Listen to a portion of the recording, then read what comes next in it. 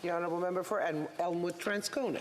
Thank you very much, Madam Speaker, and I'm pleased to rise at third reading to contribute to the debate on Bill C-8. Two of the themes I've heard so far this evening that are emerging from debate have to do first with inflation, and second, and relatedly, the incredible increases in housing prices that Canadians have been facing that have made it very difficult for Canadians to be able to afford a home, and as we hear more and more often, are causing many younger Canadian adults to give up altogether on the dream of ever owning their own home, to be sure, and in many cases even, I think, just finding their own home to rent, as more and more people are having to stay with mom and dad a lot longer than they planned, if they have the good fortune of having parents who have homes that can accommodate them. What I want to offer that I don't think has been said enough when we talk about inflation is to point to a couple of studies that have come out in the last several weeks by Canadians for Tax Fairness and by the Canadian Centre for Policy Alternatives that have said that up to a quarter of the inflationary pressure that Canadians are currently experiencing can be attributed to price markups by companies for their products that go above and beyond their increases in costs. And so we've seen companies in the grocery business, in the oil and gas business now as prices spike, banks, obviously, insurance companies, big box stores, see incredible increases in their profits at a rate far higher and far faster, or growth of profit that is higher and faster than the growth in their costs. That's not to say that businesses aren't facing increased costs, but it is to say that some of the largest businesses appear to be using that as an opportunity to gouge Canadians, whether that's at the pump or whether it's at the store or wherever they sell their wares, and that is contributing as much as 25% of the increase in costs that Canadians are currently experiencing. And you could listen to Conservatives talk about the problem of inflation all day. They would have you believe that it's only government spending that has contributed to inflationary pressures. They don't want to talk about international supply chains. You don't hear them talk about that. You just hear them talk about government borrowing during the pandemic. They could be talking about the extraordinary increases in prices that far exceed the extraordinary increase in profits that far exceed the increase in costs that many of the largest companies in Canada are experiencing. But they don't, because they want to talk only about where government is the problem. Now the problem for Canadians, when they're looking for people to elect to provide some real solutions, is that if they elect people that can only appreciate one kind of problem, that's like a tradesperson that only knows how to operate one kind of tool. And the fact is that a tradesperson needs to know how to use all of the tools in the toolbox, because you're confronted with novel problems. Not all problems are the same, and not all solutions are the same. So cutting government spending is sometimes a solution to certain kinds of problems, but it's not the solution to all problems. Indeed, fixing some of the problems that we're facing right now require government investment. But when we're talking about the extraordinary price increases and profit increases that we've seen in certain industries that are really hurting Canadians in the pocketbook, the answer is to take those folks on. The answer is some regulation and legislation that's going to hold them to an appropriate standard and make sure that Canadians aren't getting fleeced by the private sector. And as I say, there's some real evidence that that's going on, and it's not enough a part of the conversation. If it's 25% of the problem in Canadians' budgets, it certainly doesn't make up 25% of the conversation here, not even close, let alone 25% of the solutions that are being proffered by the government. Now, how do we know that this is in part the case? Well, we can look at some of the company profits that I was talking about, but we can also look at some longer-term trends and the way that they've accelerated during the pandemic. So we've seen Canadian billionaires, there's not a lot of them, but man, do they ever have a lot of money, and man, have they ever managed to grow their net worth astronomically over the last 2 years of the pandemic. So that's some serious evidence. If we go back just to last fall, the Parliamentary Budget Officer issued a report that said 1% of all Canadians have 25% of the wealth that's produced in the country. Well, 40% of Canadians are trying to get by sharing only 1% of that wealth. And that wasn't always the case in Canada. So these are some of the important themes that are based in economic data that the government and the opposition, the official opposition, have to start taking seriously, because we are missing the mark in the conversation about inflation by only talking about the extent to which government spending has contributed to that. In fact, I think we're in a time where, if you listen to most economists, we're in an inflationary period that's driven far more by supply constraint issues than we are in an inflationary period driven by excessive demand or money in the market. Now, it is true in some cases that there's an overheated market, and housing, which is the second theme that I want to touch on, is that par excellence, and we've seen that. We've seen extraordinary price increases in the market, and there are folks in the Conservative Party that have talked a lot about this here in the House.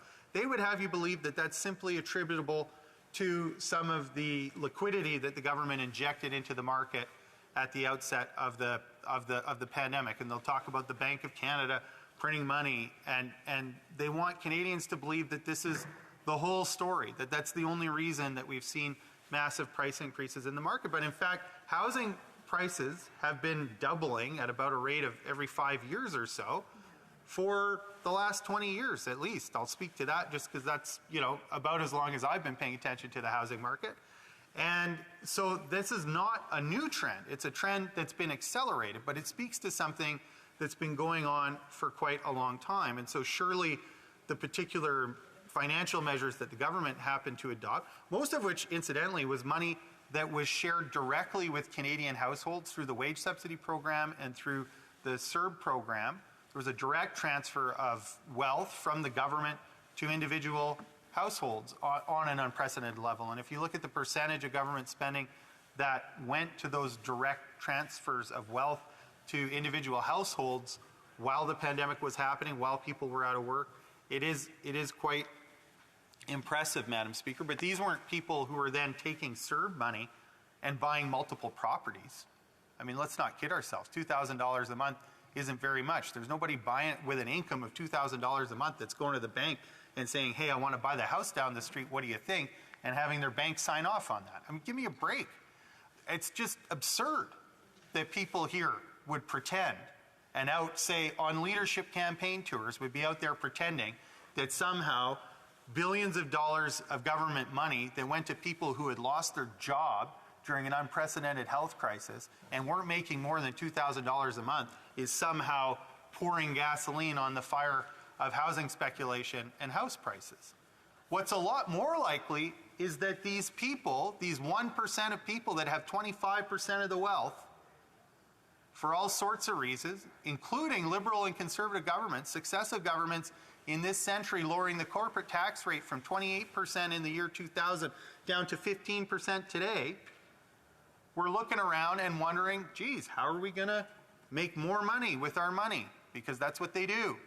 They've got whole companies and banks and advisors. There's whole industries predicated upon people with tons of money figuring out how to make tons more. And the fact of the matter is, anyone whose job it is to figure out how to make more money on money has been looking at the Canadian real estate market, not just in the last 2 years, but in the last 20 years, and drooling all over the place because it's been an excellent place to grow your money for no effort. And unless the government is going to get serious about A, taxing back some of that extraordinary wealth so that it can be invested by democratically elected governments in priorities like Indigenous housing and reducing our emissions and making prescription drugs more affordable and dental care accessible, we're not going to solve the housing problem, because part of the problem is too much private money trying to multiply itself in the economy and being free to do that.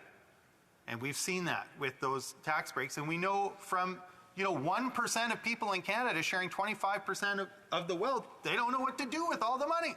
So they're bidding up the price of houses and owning that because they like the idea of further growing their wealth by renting out houses and apartment buildings at extraordinary rates to Canadians. And that is a huge part of the story of what is driving the extraordinary growth in housing prices that's putting it out of the reach of too many Canadians.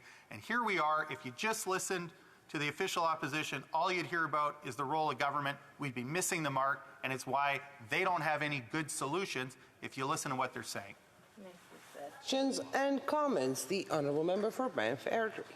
Thank you, Madam Speaker. I'd like to ask the member, he had a lot of comments there on the failures of this government. And, certainly things I would agree with, things that some I wouldn't. But certainly he did have a lot of, complaints about the government. Now, I will note, though, that the NDP is on this and on other things supporting the government and keeping them in power. And I know he'll probably stand up and say, well, we're getting all these promises and we're going to extract all these things from them that they're going to do. But we all know, and he knows as well as I do, that this government is not very good at keeping their promises.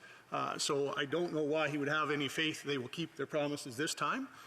And I wonder why he would be supporting this government if he feels that way. And while I've got the floor here, Madam Speaker, as well, I do note that we do not have the quorum required under Standing Order 29-1 currently. And I would ask that we call that. There has been a ruling made by the Speaker earlier today that there are no quorum calls during late sittings. The Honourable Member for Elmwood Transcona.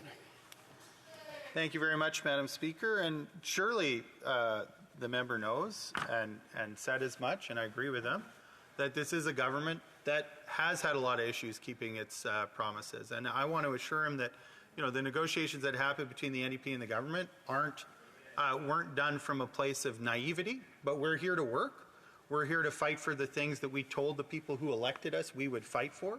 And we're sincere in wanting to get those things. We're in the second minority parliament that has largely the same character in terms of seat distribution between the parties.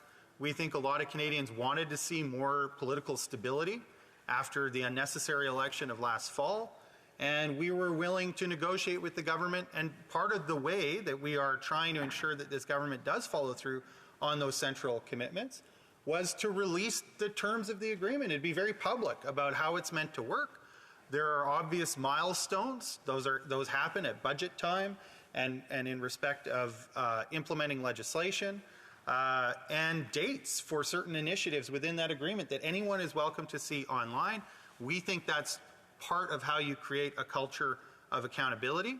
There is a bit of an experiment in democracy here in terms of trying to be able to hold a government that hasn't been very good on following through on its own commitments and following through on these particular ones because we think they're important. And we invite Canadians to pay close attention, to read those documents, to watch how we behave in the House of Commons and around the Hill, and to offer their critiques of how they think it's going, what they think is working and what they think isn't. That's how we're going to get things done here for people. The Honourable Member for Lac Saint Louis. Thank you, Madam Speaker. I listened intently to the member's speech, especially about rising margins in some sectors. I know I've read a little bit about that in relation to the food sector, the supermarket sector. What does he think the cause of rising margins is? Is it price fixing in the grocery sector, or is the grocery sector too big? Do grocery chains need to be split up so that there's more competition? What is giving rise to these inflated margins in the grocery sector? In the oil sector, I understand it. If you're an oil producer, you explore and if the international price goes up, you're going to make a windfall. The marketing companies that don't have their own oil reserves and simply pass it through. I don't think their margins are going up, but in terms of the food sector, the retail food sector, what does he think the problem is, and how would he solve it? The Honourable Member for Elmwood Transcona. Well, this is something actually I'm hoping we're going to have an opportunity to get into at the Finance Committee in our study of inflation. I have been advocating to try and get some representatives from the grocery industry there. I think it's a notoriously kind of opaque industry, and I think that in this time when we step back and we see the extraordinary growth of profit that exceeds the increase in cost, as it must, otherwise you wouldn't see an increase in profit, I think it is a time to shine a little bit more light on industries like grocery, but I'd add telecommunications, for instance, where Canadians are known to pay extraordinarily high prices compared to other places in the world, where we tend to have an oligopolistic structure to some of these key industries. And I think we should be applying more public scrutiny to those industries. One of the quicker fixes that we've proposed as a party, and we saw the Liberals adopt with respect to banks and insurance companies, is to have what we've called an excess profit tax or a pandemic profit tax, where we tax the extraordinary profits in the pandemic period at a higher rate.